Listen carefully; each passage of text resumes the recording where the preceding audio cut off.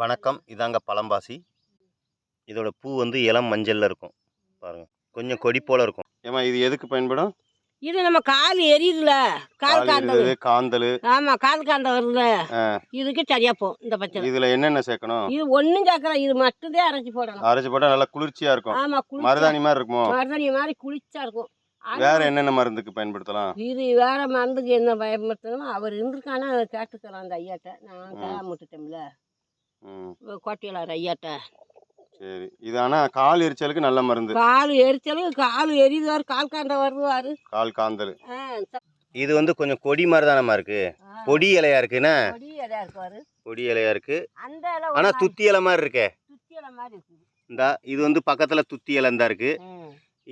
இதுவும் துத்தி இலை மாதிரி இருக்கு. இது கொஞ்சம் பச்சையா இருக்கு, துத்தி இலை வெளுப்பா இருக்கு. மூலத்துக்குமே இது நல்ல மருந்தா? மூலத்துக்கு கூட குண்டியில வச்சாலும் அரைச்சி வச்சாலும் கேட்டுக்கிடும்.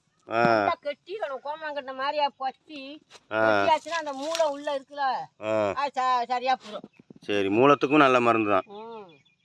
இதாங்க பழம்பாசியோட காய். இந்த காய் இருக்கா? காய் இந்த இருக்காரு.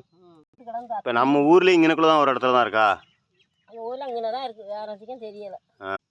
இதோட பூ இளம் மஞ்சள் நிறத்தில் இருக்குது. ஆனால் சரியாக நமக்கு ஃபோட்டோவுக்கு வர மாட்டேங்குது. ஆனால் இது பருத்தி பூ மாதிரி இருக்குல்ல, சின்ன பருத்தி பூ இருந்தால் எப்படி இருக்கும்?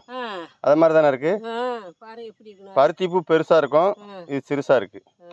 நல்லா மஞ்சள் பூவா, இலை நல்லா சின்ன இலையாக இருக்குது, காயும் அதில் இருக்குது. இது மொசல் காது மாதிரி இருக்கும். ஆமாம், அந்த ரெண்டு அந்த பக்கம் இருக்கிற மாதிரி இருக்குது. இடையில அப்படியே வளைவா இருக்குன்னு முசல் காது இருக்கிற மாதிரி. ஆனா அது அப்படி இல்லைல, துத்தி இலை அப்படி இல்லைல, அப்படி இருக்கு. அது முறைச்சிக்கிட்டுல இருக்கு.